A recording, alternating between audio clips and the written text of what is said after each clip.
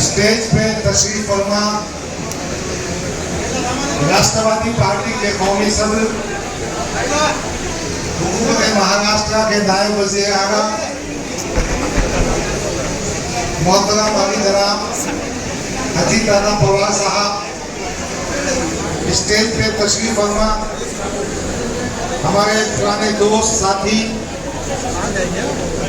आमदार सतीश चौहान साहब जो राष्ट्रवादी के जिले के अध्यक्ष हैं, दूसरे आमदार जिनको मैं बेटा समझता हूँ, आज जहानी वसंत कावे साहब के साहबजादे मोहतरम विक्रम कावे साहब, शहर जिला अध्यक्ष अभिजीत देशमुख साहब, मंच पे उपस्थित सब मान्यवर और साबिका नगर सेवक हजरात, एमआईएम पार्टी के दूसरे जिम्मेदार लोग जो आज पार्टी में प्रवेश कर रहे हैं, मेरे सामने बैठे हुए बुजुर्गों, दोस्तों, मेरी माओ बहनों, मेरे नौजवान साथियों, अस्सलाम वालेकुम, नमस्कार, जय भीम।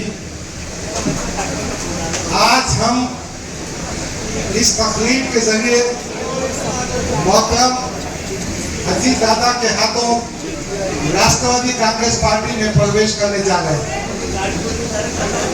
अजीत दादा वो शख्सियत है, वो व्यक्तित्व है जो आज मैं कहूं तो बात यह है, जो पहाड़ों से टकराता है उसे तूफान कहते हैं और जो तूफान से टकराता है उसे अजीत दादा पवार कहते हैं। एक ही बात कहना चाहता हूं, अजीत दादा राज धर्म को भी समझते हैं, राज धर्म को निभाते हैं और कहीं ना कहीं समाज के तमाम तबकात को इंसाफ देने का काम करते हैं। मैं सबसे पहले मेरी जानिब से एवरेस्ट एजुकेशन सोसाइटी की जानिब से, हमारे तमाम ट्रस्टीज की जानिब से, कॉलेज के प्रिंसिपल्स की जानिब से, स्टाफ की जानिब से कहना चाहता हूँ, आज जो एवरेस्ट एजुकेशन सोसाइटी का एक तनावा कैंपस दिख रहा है, अजीजा ने गिरामी, ये अजीत दादा की मेहरबानी है। मैं अपने अकीदत के जज्बात आज जहानी विक्रम कावे के नाम भी मंसूब करना, वसंत कावे के नाम भी मंसूब करना चाहता हूं। वसंत कावे साहब ने 2003 की दिसंबर में मुझे अजीत दादा के पास लेकर गया और कहा कि डॉक्टर को बीएड का एनओसी देना है। मुझे वो दिन भी याद है, हम दोनों गए थे। जब सेकंड टाइम मैं गया, दादा ने मुझसे कहा तू आ देना। थर्ड टाइम मैं गया, मैंने क्या किया था, ये मोबाइल फोन बसंत गांव से बात कराने के लिए दिया था। कैसा फोन लाओ तो तू दे दो ना, नहीं ऐसा नहीं।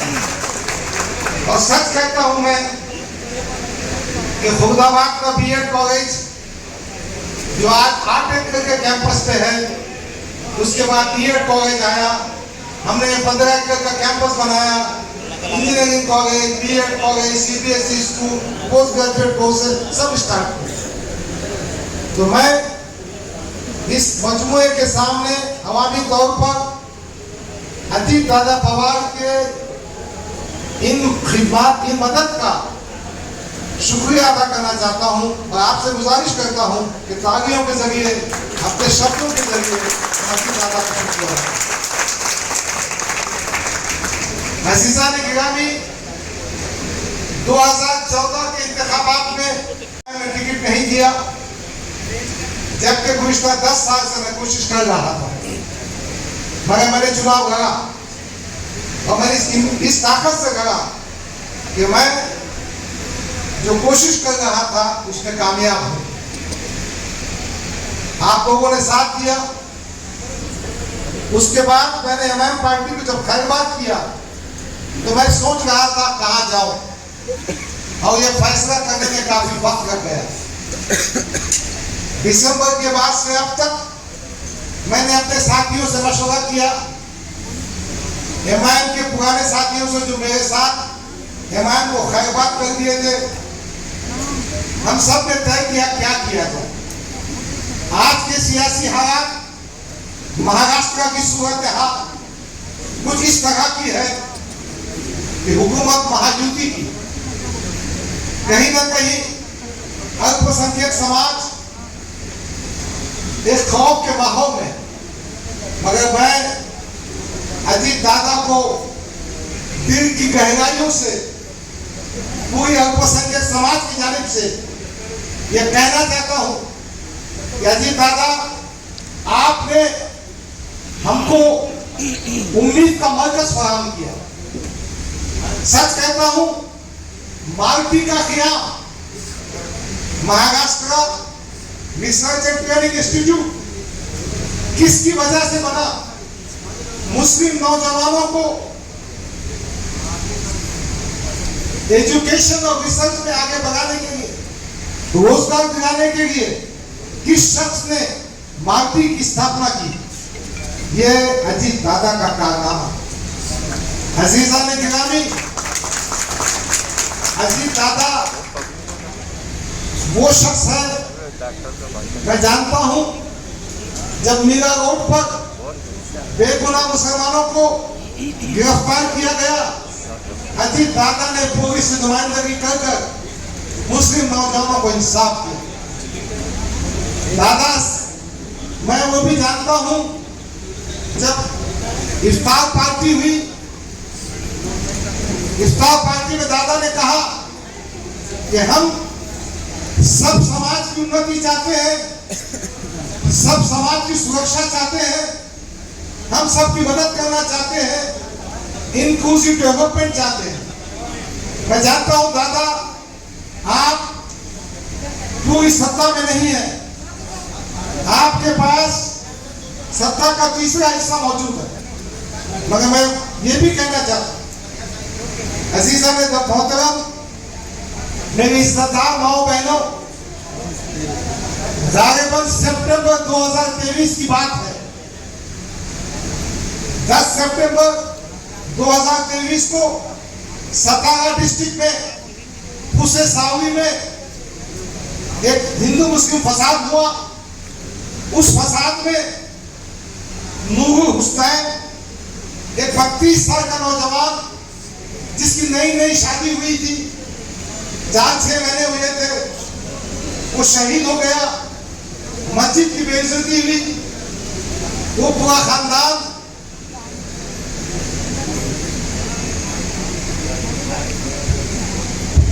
परेशान हो गया। जवान बेटा, एक कूता बेटा, उस्मान शिखर घरी परेशान, उसकी जो बीवी थी आयशा, वो भी खानदान की एक ही बेटी थी। इस अजीत दादा पवार ने उनके खानदान को मुलाकात की, उस मरहूम की बीवी से बात की, मरहूम के बाप से बात की, उनको दिलासा दिया। दादा में चमक और धमक है, वो ताकत है, जो सच को सच कहना चाहते हैं, वो ताकत से बात करते हैं। इसीलिए दादा ने आज मुख्तलिफ मुखालफतों के बावजूद, मैं नहीं समझता, कुरैश बिरादरी की मदद करने में बहुत मामले साफ ठीक नहीं होते, मगर फिर भी सत्ता के माध्यम से जहां जहां मदद करने की बात होती है, दादा करते हैं। तो अब क्या बनता है अपना? एक आदमी जिसके पास सत्ता का 1/3 हिस्सा है, वो उस तमाम महायुति में सबके साथ रहते हुए अल्पसंख्यक समाज की उम्मीद बन रहा। अजीत दादा पवार, मुझे कहने में कोई शक नहीं है, मैं बबांगतः कहना चाहता हूं, आज अल्पसंख्यक समाज की उम्मीद का मरकज, उम्मीद की किरण, उनकी क़ियादत, उनकी रहबरी अगर कोई शख्स कर सकता है तो अजीत दादा पवार। इसी बात को सोचकर मैंने बहुत कॉन्शियस डिसीजन लिया, मैंने बहुत सोच समझ कर फैसला किया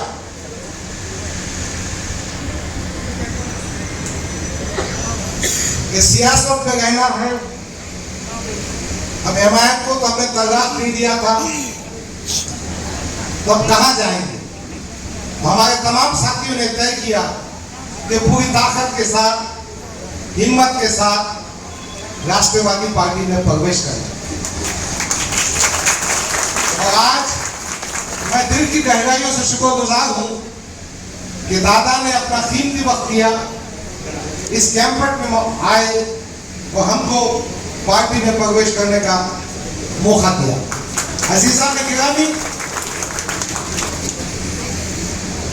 समाज के मसाइल अपनी जगह है और चलते रहेंगे, मगर जो शख्स शाहू अंबेडकर पूरे की विचारों से, आचारों से, कामों से जुड़ा हुआ है, वो है अजीत पवार। सुबह 7 बजे से रात के 11-12 बजे तक काम करता है। और जब हम ये सब तय करते हैं, दादा ये जितने लोग बैठे हैं ना, ये मेरे खंडक सपोर्टर्स हैं, इसमें से स्टाफ मेंबर्स भी हैं, कुछ पॉलिटिकल एक्टिविस्ट भी हैं, कुछ सोशल एक्टिविस्ट भी हैं, ये मुझे आगे प्रमोट करते हैं। तो मैं इनके सामने कहना चाहता हूँ कि अजीजा ने गिरामी, अगर हम चाहते हैं कि हमारे समाज की तरक्की हो, शिक्षण के मैदान में आगे जाए, इनको रोजगार मिले, इनको हिफाजत हो, इन पे नाइंसाफी ना हो, तो आज हमको ये अहद करना है कि पूरी ताकत के साथ राष्ट्रवादी पार्टी की क़ियादत, राष्ट्रवादी पार्टी की तंजीम को मजबूत करना। मैं यही गुजारिश करना आपसे चाह रहा था। देखिए, अगर आप अजीत दादा के हाथों को मजबूत करेंगे, राष्ट्रवादी पार्टी की ताकत को मजबूत करेंगे, तो दादा ज्यादा ताकत से अपने काम कर सका। आज ना असेंबली के इंतखाबात है,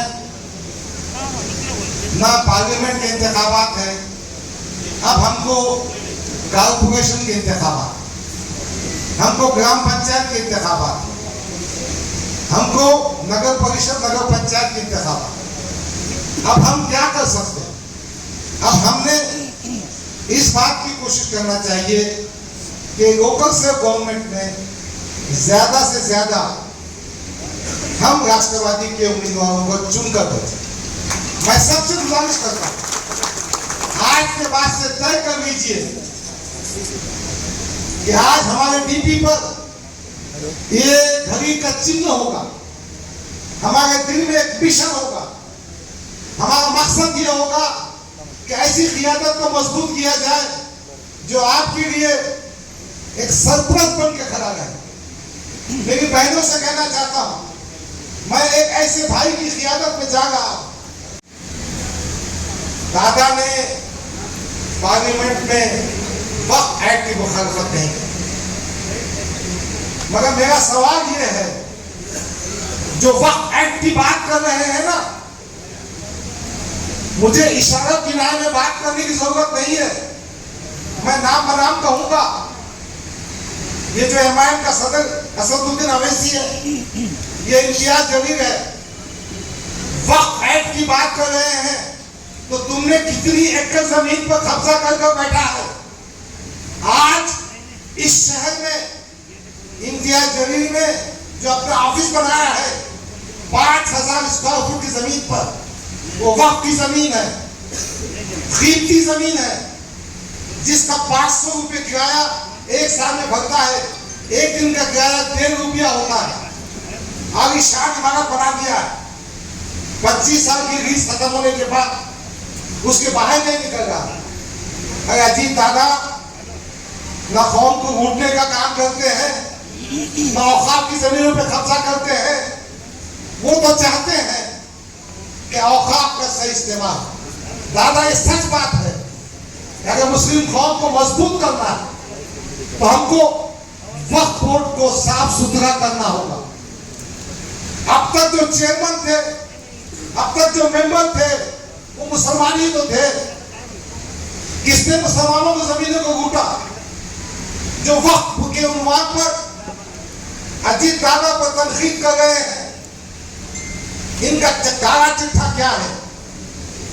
यही इम्तियाज जलील औकाफ की जमीन के मसले पर मोर्चा निकालता है, फिर ठंडा हो जाता है, मांडूगी हो जाती है, एडजस्टमेंट हो जाता है। तो आपसे कहना यह है कि ऐसे फिक्सर, ऐसे सेक्सर से मुतासिर होने की जरूरत है। अजीजा ने गिरामी, एक बात और सुन लीजिए।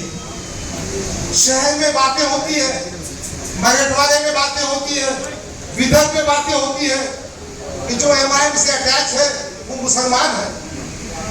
घबराने की जरूरत नहीं, डरने की जरूरत नहीं।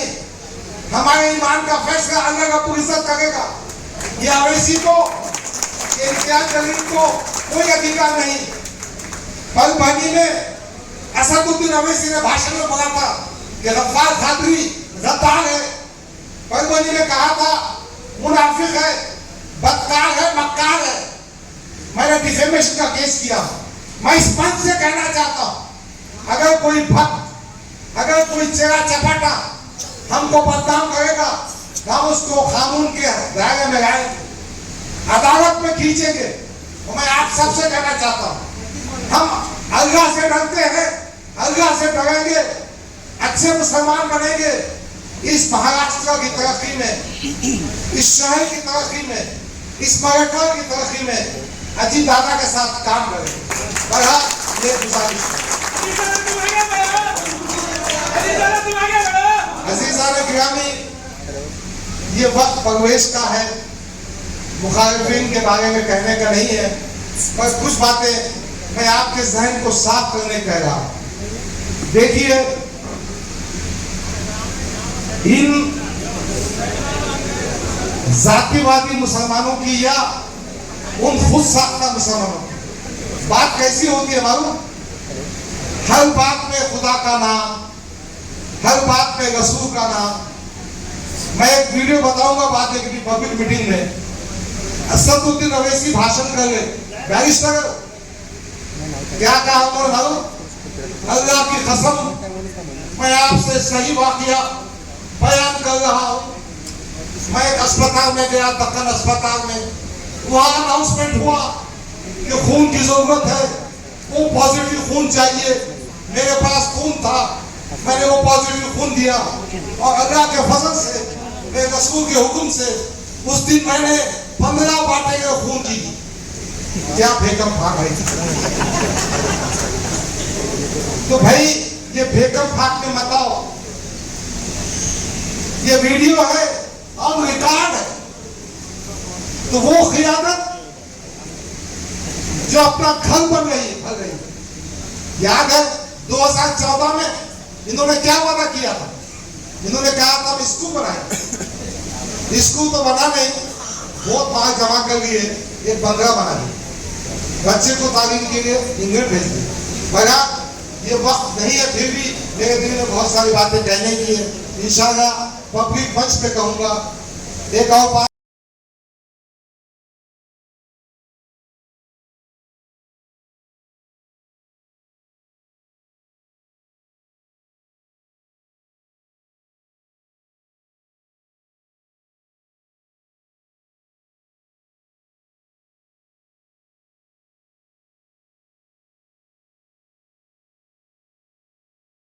हल नहीं पा रहा है। हमारी अजीत दादा साहब से गुजारिश है कि थोड़ा उस सिलसिले में आज भी जो नल को पानी आता ना 10 दिन के बाद हमको फिर भी टैंकर से पानी मंगाना पड़ता है, गरीबों के ब्याह हो जाते हैं। दूसरा, गुंटे वाली का जो मामला है उसकी फीस कम होना चाहिए। तीसरा, जो सबसे अहम मामला है कि डिमोलिशन का ड्राइव चल रहा है। दादा, भारत की सुप्रीम कोर्ट ने नवंबर 2024 में वो जजमेंट की कॉपी मैं आपको देता हूं, डिमोलिशन के बारे में पैन इंडिया पूरे भारत देश के लिए ऑर्डर्स निकाले और कहा है कि इसका तंतोतंत्र पालन होना चाहिए। उसमें उन्होंने कहा था कि ऐसा इंक्रोचमेंट जो पब्लिक रोड पे है, नाले में है, उनको निकालकर फेंक देना चाहिए। और ऐसा डिमोलेशन, ऐसा कंस्ट्रक्शन जो अनऑथराइज है, उसके लिए प्रोसीजर प्रिस्क्राइब किया था। नोटिस देना, हियरिंग करना, कंपाउंडेबल है कि देखना, नॉन कंपाउंडेबल है तो जवाब देना, वीडियोग्राफी करना, पुलिस को भी जाना। और तीसरा जो था रोड वाइडनिंग में जो एक्विजिशन के पैसे देना, उसके बाद अखबार करना। ये जी श्रीकांत साहब ने पूरे शहर का माहौल ऐसा बना दिया है कि जहां देखो बुलडोजर पहुंच जाता है, बगैर एक्विजिशन के, बगैर मेजरमेंट के दीवारें तोड़ दी जाती है।